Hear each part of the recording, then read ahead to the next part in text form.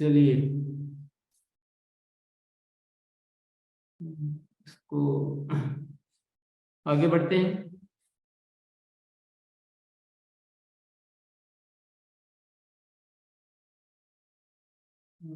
इफ्तिकार भैया सब कुछ ओके है? हाँ सर, हाँ सर। एक बार चलो वापिस से हम थोड़ा रिवाइज कर देते हैं हल्का सा। सफलता के अलार्म डायरी,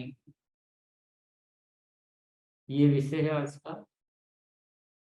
सफलता के अलार्म, जैसा कि हमने समझा है कि जैसे हम उठने के अलार्म पढ़ते हैं वैसे ही हम हमारी जो गतिविधियां करनी होती है उसके अलार्म डायरी में बना लेते हैं। और ये बहुत ही आवश्यक और बहुत ही उपयोगी विषय है, इसको हम और समझते हैं। इसके लिए हमें एक डायरी बनानी है, पृथक डायरी। और जो आगे विषय बताए जा रहे हैं उसके लिए हमें अलग अलग पृष्ठ उसमें निर्धारित कर लेंगे। तो ये 10 विषय है, इसके हिसाब से अलग अलग पृष्ठ में निर्धारित कर लेने हैं। कुछ 2-3 पृष्ठ लक्ष्य के लिए कर लिए, 2 आदतों के लिए कर लिए, फिर सीखने के अलार्म के लिए कर लिए। उसके बाद जब हम करेंगे, थोड़ा ये ध्यान रखने की बात है कि कभी शुरुआत में नए साथी एकदम से इतना देख के उसको मतलब कुछ संकोच में आने की जरूरत नहीं कि नहीं मैं तो इसको समझ नहीं पाऊंगा क्या है। आप शुरुआत में जो आपसे हो सकता है उतना वहां से शुरुआत जरूर करें। धीरे धीरे अभ्यास बढ़ता जाएगा और अभ्यास से सब कुछ हो जाता है। फिर इसको काम में कैसे लेना है, प्रतिदिन डायरी में से आज के करने के कामों को हम पॉकेट डायरी में नोट करेंगे और हमेशा पॉकेट डायरी को अपने साथ रखेंगे ताकि जो हमें गतिविधियां करनी हो हम कंप्लीट कर पाए। ये सफलता का एक बहुत बड़ा सूत्र है। ध्यान देने योग्य बिंदु इफ्तिकार भैया ने आपको बताई दिए कि अभियान की ग्रोथ के लिए आवश्यक गतिविधियां जो भी हमें लगता है, जब भी हम सुन रहे हैं सीख रहे हैं तो नोट करते रहें। और अलार्म कैसे बनाने हैं, अपने को कितना समय मिलता है, कितने कार्य को हम कर सकते हैं, उसी हिसाब से अलार्म बनाने कि हम उनको 100% पूरा कर सकें। बहुत ज्यादा बना के और करें कुछ नहीं, ऐसा नहीं। पहले आप थोड़े से शुरुआत करें लेकिन जो भी हो पूरा हो। तीसरा, अलार्म से कम काम नहीं करना है, ज्यादा कितना भी कर सकते। चौथा है, अलार्म स्पष्ट और गिनने योग्य होना चाहिए। आगे चलते हैं। अलार्म का निर्धारण कम से शुरू करके प्रतिदिन बढ़ाते जाएं। यानी पहले आप थोड़े बनाएं, जल्दबाजी नहीं करके थोड़े बनाएं, समझते जाएं और आगे बढ़ाते जाएं। जब पहले जो शुरू किया वो ठीक से समझ में आ गया फिर और बढ़ा दीजिए, कोई दिक्कत नहीं। ऐसा भी नहीं है कि रुक ही जाए, थोड़े बना के बैठ ही जाए, ऐसा भी नहीं। इसका मतलब, इसका मतलब यही है कि हम सही शुरुआत करके अच्छे से उस काम को कर सकें। छठा है, अलार्म ऐसे भी नहीं हो कि कुछ करना ही नहीं पड़े और ऐसे भी नहीं हो कि जिसे पूरा करना संभव ही ना हो। ये बात हम अच्छी तरह समझ सकते हैं। अलार्म के प्रति ईमानदारी बहुत आवश्यक। ये किसी और के लिए नहीं बना रहे हैं, ये ध्यान रखिए। ये हम अपने आप के लिए बना, तो मुझे क्या करना चाहिए, मुझे करना ही करना है। और ऐसी एक ईमानदारी भीतर बहुत जरूरी है कि हम किसी को दिखाने के लिए या अपने आप के साथ हम धोखा कर रहे हैं तो कोई उसका फायदा नहीं। अलार्म बनाते समय अपने लक्ष्यों को मद्देनजर रखें। हमारे जो लक्ष्य है वो पूरे होने चाहिए, उसके लिए क्या क्या आवश्यक गतिविधियां हैं उनको ध्यान में रखना है। दूसरों के अलार्म से सहायता ले सकते हैं परंतु हूबहू नकल नहीं करनी। हो सकता है मेरा कोई साथी है, मेरा सीनियर है, मेरा दोस्त है, मेरे साथ काम करने वाला साथी है, उनका अच्छा लग रहा है, किसी और का अच्छा लग रहा है, जो भी लग रहा है तो वहां से हम हेल्प ले सकते हैं, उनके अलार्म देख सकते हैं, लेकिन एज इट इज नकल नहीं करनी। अपने को फिर उस चीज को अपने लिए समझते हुए कि मैं ऐसा कर सकता हूँ, मेरे लिए ठीक है ना, उसके हिसाब से फिर अपनी स्थिति और लक्ष्य को ध्यान में रखते हुए अलार्म तैयार करने। अलार्म रोज करने वाले साप्ताहिक या मासिक अलग अलग प्रकार के हो सकते हैं, ये आपको आगे बात समझ में आ जाएगी। अलार्म बनाते समय डर या संकोच नहीं करें। यदि आपको संशय है तो छोटी संख्या से शुरुआत करके बाद में बढ़ा सकते हैं। ये बार बार आपको इस बारे में जगाया जा रहा है कि वे गतिविधियां जो कम समय में ज्यादा परिणाम दे सकती है उन्हें अलार्म में प्राथमिकता दें। बहुत सारी ऐसी गतिविधियां होती है जिसमें कम टाइम देना पड़ता है लेकिन रिजल्ट उनके बहुत ज्यादा होते हैं। कुछ गतिविधियां ऐसी होती है जो बहुत ज्यादा समय, तो पहले हमको उनको चुनना है जो कम समय में ज्यादा परिणाम देने वाली है। तो इससे क्या होगा, हमारे को बहुत सारा लाभ हो जाएगा। अगर ऐसी गतिविधियों को भूल गए और ज्यादा टाइम वाली गतिविधियां करते रहेंगे तो ऐसे ये डायरी बहुत हेल्पफुल हो जाती है। इस तरह से स्थायी परिणाम देने वाली गतिविधियों को प्राथमिकता दें। ऐसी गतिविधियों को प्राथमिकता देनी जो रिजल्ट हमें हमेशा के लिए दे। एक बार वाली गतिविधियों की बजाय हमेशा परिणाम देने वाली गतिविधियों को प्राथमिकता दें। इसके क्या क्या लाभ, अभियान की स्थायी ग्रोथ में ये बहुत सहायक है। जब हम ये विधिवत अलार्म बना लेते हैं, विधिवत गतिविधियां हो जाती है, अनुशासन में आ जाते हैं और जरूरत के अनुसार हम अलार्म बदल सकते हैं, बदल देते हैं, अच्छी प्लानिंग कर लेते हैं, तो ये हमारी स्थायी ग्रोथ में बहुत मदद करती है। आवश्यक गतिविधियां छूटती नहीं है क्योंकि सारी आवश्यक गतिविधियों को हम अलार्म के रूप में लिख लेते हैं। कार्य क्षमता का विकास, जब गतिविधियां नहीं छूटती है, और अब उदाहरण के लिए मान लीजिए मुझे आज किसी को फोन करना था, बात करनी थी या मिलना था, और जब मिलना था मैं मिल लिया तो उसके रिजल्ट आ जाएंगे। और जब मिलना था भूल गए, बात करनी थी भूल गए, तो भूल गए तो क्या होगा, रिजल्ट हमारे कम आएंगे। तो यानी हमारी वर्किंग कैपेसिटी बढ़ जाती है, लक्ष्य तक पहुंचना संभव हो जाता है। जो हमारे लक्ष्य हैं उनको हम आराम से अचीव कर सकते हैं इनके माध्यम से। समय का सदुपयोग हो जाता है क्योंकि हम अपनी वेल मैनेज प्लानिंग अच्छे तरीके से हम सब कुछ करके और सारा जो समय हमें मिलता है उसका सदुपयोग कर सकते हैं। हमें कभी ये नहीं कि मेरे पास टाइम तो है लेकिन पता नहीं मुझे क्या करना है, तो ध्यान ही नहीं आ रहा है। लेकिन जब आपके पास डायरी होती है तो आप हर समय देखकर उस टाइम पे क्या करना है आप पूरा टाइम का यूज कर सकते हैं। तनाव से मुक्ति, जब व्यवस्थित होता है, सब कुछ लिखा हुआ है, तो ये डर नहीं रहता है, टेंशन नहीं रहता है कि हमें कुछ छूट नहीं जाए, कुछ भूल नहीं जाऊं, कुछ ये करना कुछ वो करना। तो एक अव्यवस्थित टेंशन पैदा करता है। लेकिन जब हम सिस्टमेटिक हो जाते हैं, हो जाता है, तो पूरा तनाव हमारा रिलीज हो जाता है और हम बहुत ज्यादा अच्छा काम कर पाते हैं। सीखने में सहायक है और अनुशासित टीम बनाने में सहायक। जब हम ये डायरी अनुशासन से बनाते हैं, फिर धीरे धीरे टीम को भी हमेशा सिखाते हैं, तो अनुशासित टीम बना पाते हैं। जब तक हम अनुशासित टीम नहीं बनाएंगे तब तक हम बड़ा कार्य नहीं कर सकते। और अनुशासित टीम जब तक नहीं बना सकते जब तक हम उनकी गतिविधियों को उनके अलार्म डायरी में नोट नहीं करा, क्योंकि हमें पता ही नहीं चलता कौन क्या करने वाला कौन क्या नहीं करने वाला। तो ये बहुत ही बेहतरीन तरीका है। और ऊर्जा में वृद्धि, तो ये बहुत सारे लाभ है इसके सफलता के अलार्म डायरी के।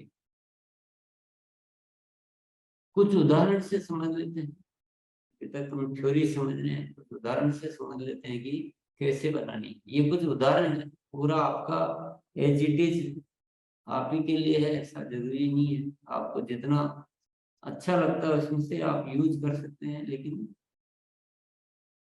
आपको समझना है। मैंने तो केवल उदाहरण यहाँ लिखे हैं, उदाहरण दिखा रहे हैं। जैसे मान लीजिए आपने लिख लिया कि मैं प्रतिमा 25% ग्रोथ करूंगा, 50% ग्रोथ करूंगा, तो आपका एक लक्ष्य हो गया। मैं प्रतिदिन 1000 से ज्यादा पीवी के प्रोडक्ट शेयरिंग करूंगा। मैं अपनी हर ज्वाइनिंग को 1 माह में 10 से ज्यादा ज्वाइनिंग में परिवर्तित करूंगा। अपनी टीम में जो भी संख्या बढ़नी है, 5, 10, 20, 50, 100 जो भी है, अपनी अपनी टीम होती है अलग अलग साइज की। अपनी टीम में इससे ज्यादा diamond club, super diamond club, star diamond club, diamond club तैयार करूंगा। अपनी टीम में इससे ज्यादा संख्या में वीर वीरांगना तैयार करूंगा। अपनी टीम में इससे ज्यादा पीपीसी तैयार करूंगा। अपने क्षेत्र के 2 अंडरवर्ल्ड की बिक्री को इतनी प्रतिशत बढ़ाऊंगा, इतनी मात्रा में बढ़ाऊंगा, जो भी लक्ष्य है वो लिख सकते हैं। मैं इतनी संख्या से ज्यादा ज्ञान केंद्र तैयार करूंगा। महीने में इससे इतने से ज्यादा हाइजीन कैंप करूंगा। ये तो कुछ उदाहरण है आपके लिए, जो आपके काम के हो, और बाकी जो और अन्य जो लक्ष्य आपके हैं, वो आपको लिखने हैं। शुरुआत करें, जो भी आप जिससे भी शुरुआत करना चाहें, और धीरे धीरे फिर इनको आप आगे बढ़ाते जाएंगे। आप कोई ये चिंता करने की जरूरत नहीं है कि कुछ गलत हो गया, ये हो गया, कोई नहीं। आपके हाथ की डायरी, आप कभी भी इसमें चेंज कर सकते हैं। इसी तरह से मान लो लक्ष्यों के हिसाब से उन लक्ष्यों को पूरा करने के लिए फिर मुझे सीखना पड़ेगा, तो सीखने के लिए भी कुछ अलार्म हम बना लेंगे। तो वो लक्ष्य वाला चैप्टर खत्म हो गया, उसमें थोड़ी जगह छोड़ दें, थोड़ा एक पृष्ठ छोड़ दें, हो सकता है भविष्य में और कुछ लक्ष्य याद आए, और फिर नेक्स्ट में सीखने के अलार्म लिखना शुरू कर दें। तो ये कुछ उदाहरण है। प्रतिदिन माइंड प्रोग्रामिंग वर्कशॉप अटेंड करूंगा, उसके अनुसार कार्य करूंगा। दूसरा है हर गुरुवार व शुक्रवार को शिक्षण की ट्रेनिंग प्रोग्राम अटेंड करूंगा व नोट बनाऊंगा। तीसरा है महीने में इससे ज्यादा न्यूट्रीचार्ज के ट्रेनिंग प्रोग्राम अटेंड करूंगा व नोट बनाऊंगा। चौथा है मैं सफलता के अलार्म डायरी बनाना सीखूंगा। पांचवा अभियान प्रचार का नया तरीका सीखूंगा। छठा है प्रतिदिन 2 से ज्यादा प्रोडक्ट वीडियो देखूंगा। सातवां है मैं अपने कार्यों का मूल्यांकन करना सीखूंगा। आठवां है मैं प्रतिदिन इतने मिनट से ज्यादा बुक पढ़ूंगा व नोट बनाऊंगा। नौवां है मैं पीपीसी ट्रेनिंग कोर्स में शामिल होऊंगा। ये भी कुछ उदाहरण ही है, बहुत सारी बातें हो सकती है सीखने की। तो ऐसे आप शुरुआत कर सकते हैं सिखाने के अलार्म।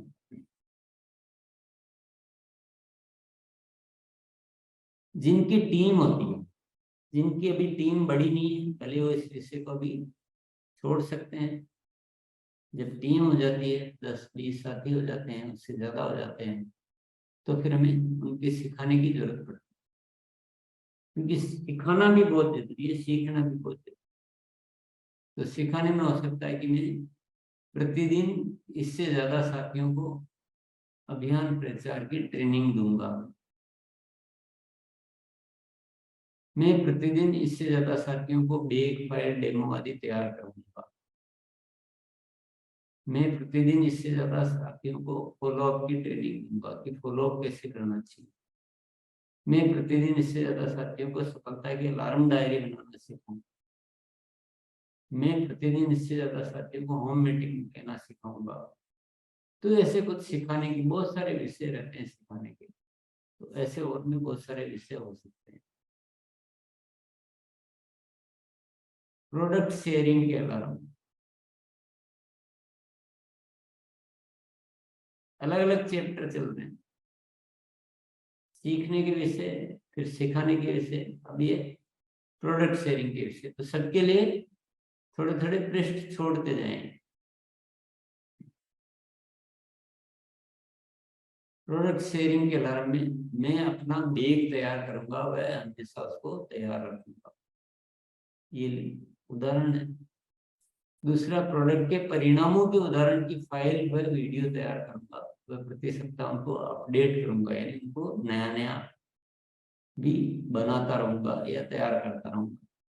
तीसरा है प्रोडक्ट डेमो किट तैयार करूंगा। चौथा है प्रतिदिन 2 से ज्यादा नए व्यक्तियों से मिलूंगा। पांचवा है एक दिन पहले मिलने के लिए लिस्ट तैयार करूंगा। छठा है प्रतिदिन 2 से ज्यादा पुराने यूजर से संपर्क करूंगा। तो ये पूरा ट्रेनिंग का विषय अलग रहता है, प्रोडक्ट शेयरिंग का विषय जब चलेगा उसको भी हम जब समझेंगे तो उसमें से ऐसे हम अलार्म बना सकते हैं। यहाँ सारे नहीं दे रहे हैं, उदाहरण नहीं दे रहे हैं कुछ ही।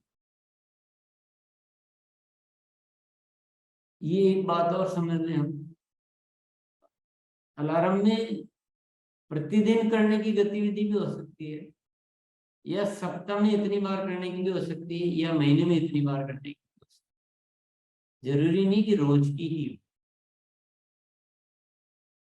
तो ये चुनाव आपको करना है। उदाहरण के लिए कोई अलार्म ले सकता है कि मैं प्रतिदिन 1000 प्लस पीवी की प्रोडक्ट शेयरिंग करूंगा। इसी अलार्म को अपनी इच्छा अनुसार ऐसे भी लिया जा सकता है कि मैं सप्ताह में कम से कम 5 दिन 1000 प्लस पीवी की शेयरिंग करूंगा, प्रोडक्ट शेयरिंग करूंगा। यहाँ शब्द बदलना रह गया।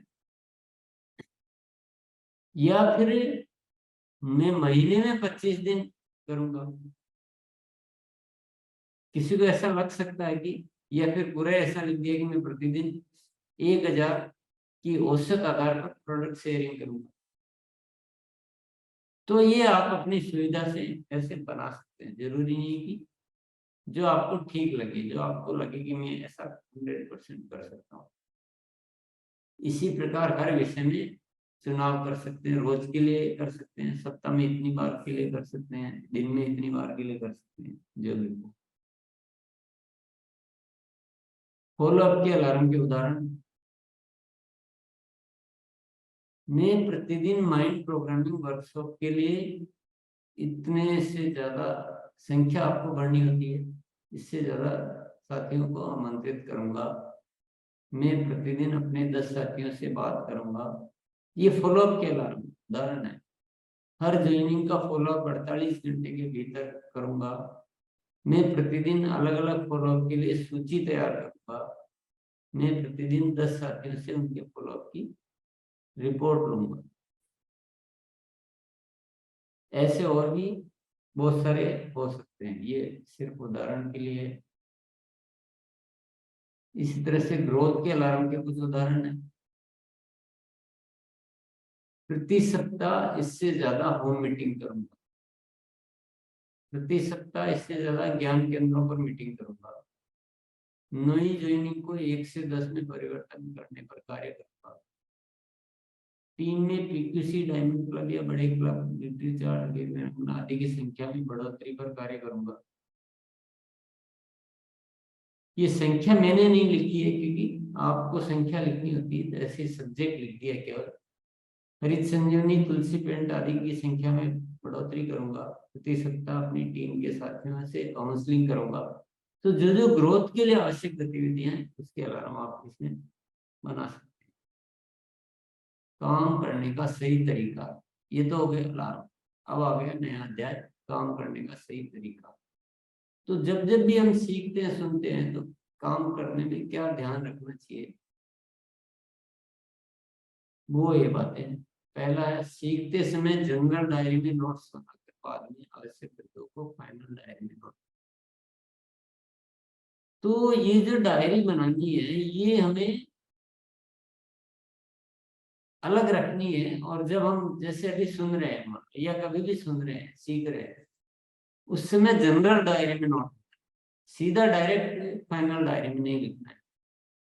क्योंकि जनरल डायरी में बहुत सारी बातें आ सकती है, मिक्स हो सकता है, पहले हो सकता है वो बात आ चुकी हो, वो भी हो सकता है। इसलिए हाथों हाथ फाइनल डायरी में नोट नहीं करना है, उसको बाद में, क्योंकि फाइनल डायरी बहुत व्यवस्थित होनी चाहिए। तो ये हमेशा ध्यान रखना। दूसरा, प्रतिदिन करने योग्य कार्यों को पॉकेट डायरी में नोट करूंगा और पूरा करूंगा। ये बातें भी आप अपनी डायरी में लिख सकते हैं, लिख लेंगे तो अच्छा रहता है। फाइनल डायरी को समय समय पर बदलता रहूंगा, वह अपनी डायरी को दिखाने योग्य बनाऊंगा।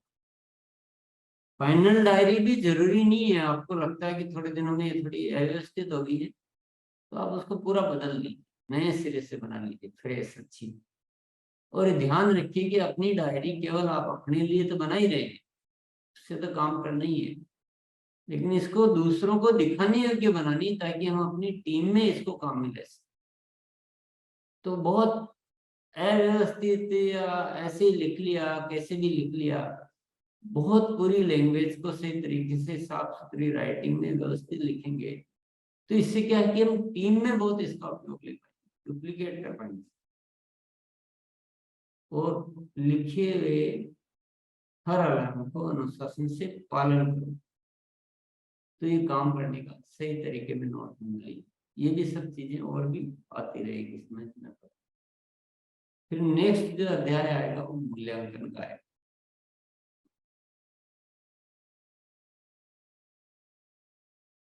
प्रति सप्ताह अपने लक्ष्यों के साथ परिणामों का मूल्यांकन करें व आवश्यकता अनुसार अलार्म में परिवर्तन करें। मान लो आपके जो भी लक्ष्य थे और आप देखिए कि वो पूरे होने जा रहे हैं कि उसमें कुछ कमी आ रही है। अगर पूरे होने जा रहे हैं तो बहुत बढ़िया है, उन्हीं अलार्म पे और आप अच्छी तरह से, और आपको लगता है कि नहीं थोड़ी सी कमी रह रही है तो अब क्या क्या करना चाहिए उसको समझकर अपने अलार्म में परिवर्तन करें। ये सब विषय आपको और भी अच्छी तरह से हम सीखेंगे, सिखाए जाएंगे।